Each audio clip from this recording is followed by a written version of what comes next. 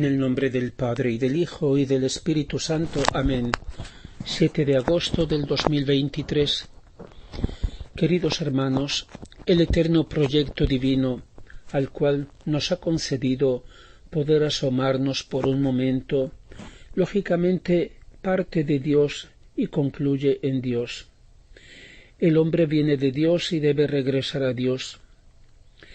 En esta serie de homilías de este año y de meditaciones semanales podría prolongarse sin límites, porque la verdad y el amor de Dios no tiene límites, pero comprendemos que todos estos temas son en realidad uno solo, y con este encuentro de hoy consideramos completado nuestro recorrido.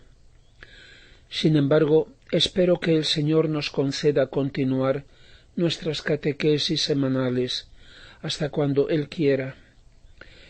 Y cuando no será posible nuestro contacto de esta forma, el Espíritu Santo seguirá teniéndonos unidos y conectados aún más fuertemente.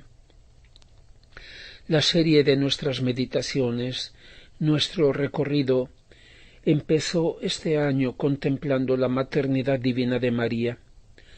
Prosiguió con la Epifanía o manifestación de Jesús y con la primera presentación oficial, podríamos decir, de las tres divinas personas de Dios en el bautismo de Jesús en el Jordán.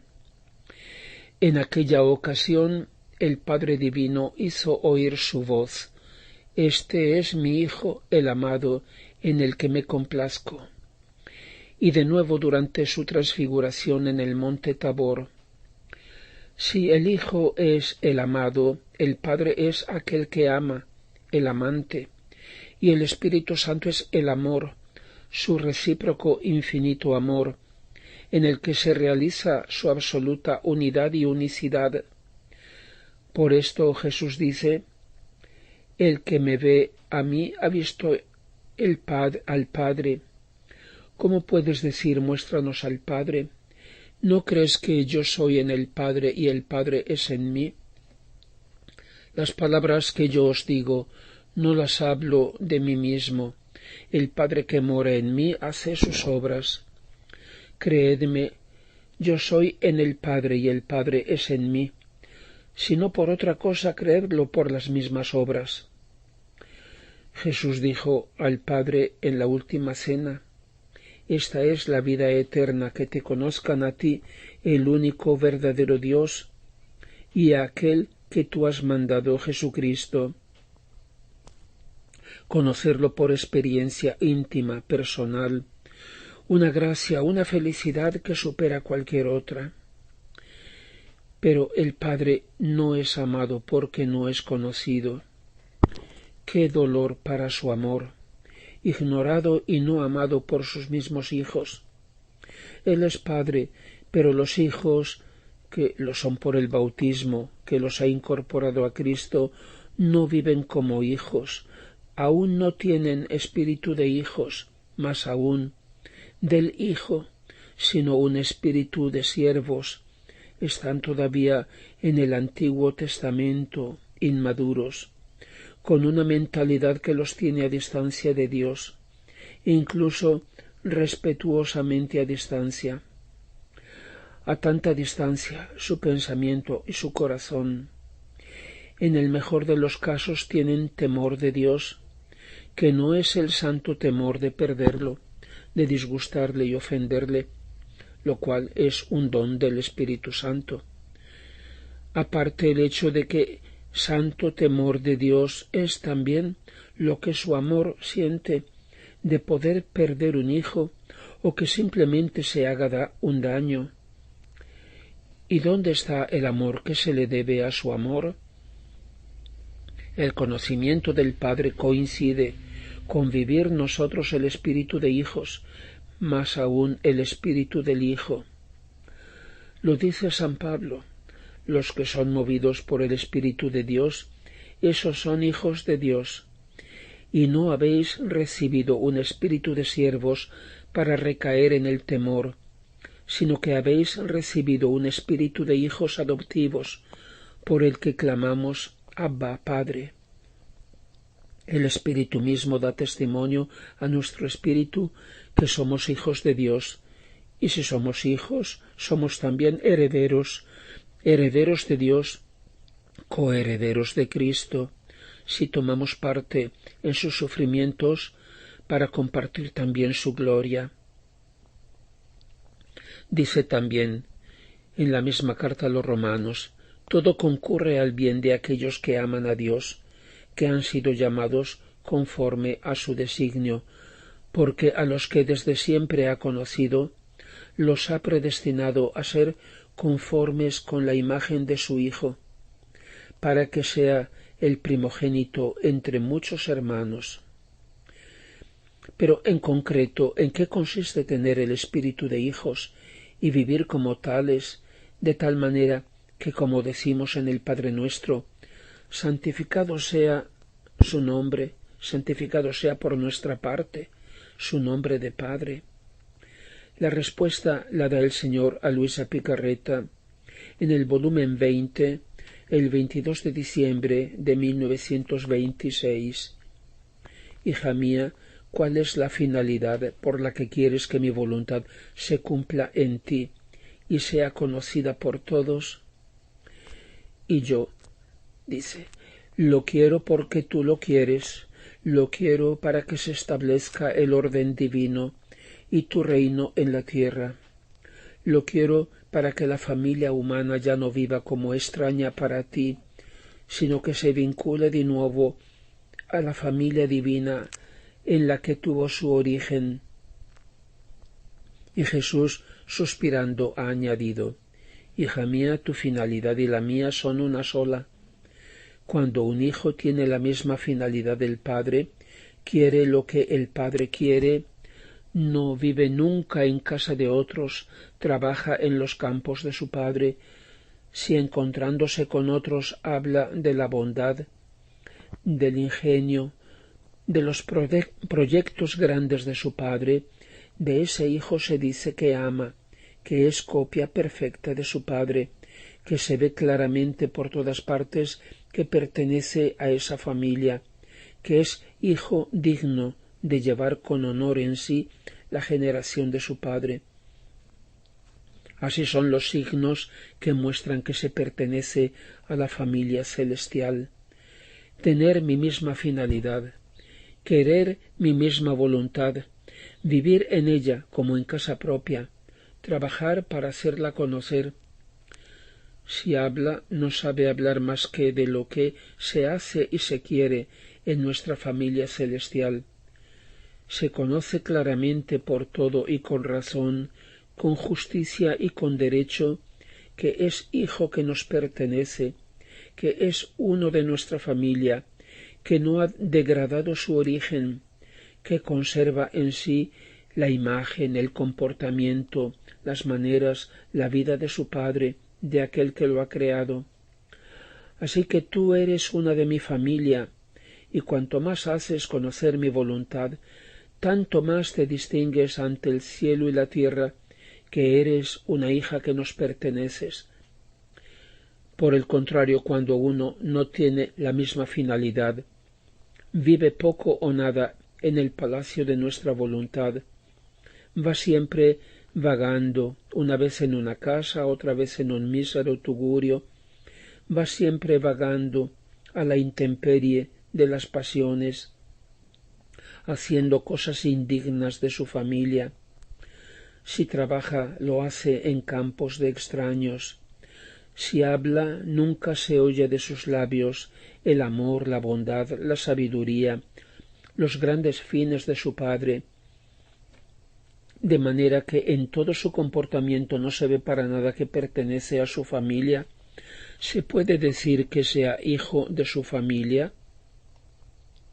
Y si proviene de ella, es un hijo degenerado, que ha roto todos los vínculos y las relaciones que lo unían a su familia. Por eso, sólo quien hace mi voluntad y vive en ella, se puede decir hijo mío, miembro de mi familia divina y celestial. Todos los demás son hijos degenerados y como extraños para nuestra familia. Por eso cuando tú te ocupas de mi fiat divino, si hablas, si te paseas en él, nos pones de fiesta, porque sentimos que es una que nos pertenece, que es la hija nuestra, que habla, pasea, trabaja en el campo de nuestro querer. Y a los hijos se les dejan las puertas abiertas, ninguna estancia se les cierra, porque lo que es del Padre es de los hijos, y en los hijos se pone la esperanza de la larga generación del Padre. Así que yo he puesto en ti la esperanza de la larga generación de los hijos de mi eterno fiat. San Juan ya lo había anunciado en su primera carta, cuando dice: «Qué gran amor nos ha tenido el Padre para hacer que seamos llamados hijos de Dios, y lo somos realmente. El motivo por el que el mundo no nos conoce es porque no lo ha conocido a Él». Carísimos, nosotros desde ahora ya somos hijos de Dios, pero lo que seremos aún no ha sido revelado. Lo que sabemos es que cuando Él se manifieste, seremos semejantes a Él, porque le veremos así como Él es. Pues bien, el Padre ya se manifestó personalmente en 1932 por medio de otra gran mística de nuestro tiempo, la Madre Eugenia Elizabeth Ravasio, y fue reconocido y aprobado por la autoridad de la Iglesia, pidiendo que sus hijos se acuerden de Él no sólo como Señor y Creador, sino como Padre amantísimo que es, siempre a nuestro lado, porque no basta ser hijos de Dios por el bautismo, como dice San Juan, y realmente lo somos, sino que debemos vivir como tales y ser así, como él dice, semejantes a Él, maduros, como el mismo San Pablo ha dicho en la carta a los Gálatas: durante todo el tiempo que el heredero es niño, no es en nada diferente de un esclavo,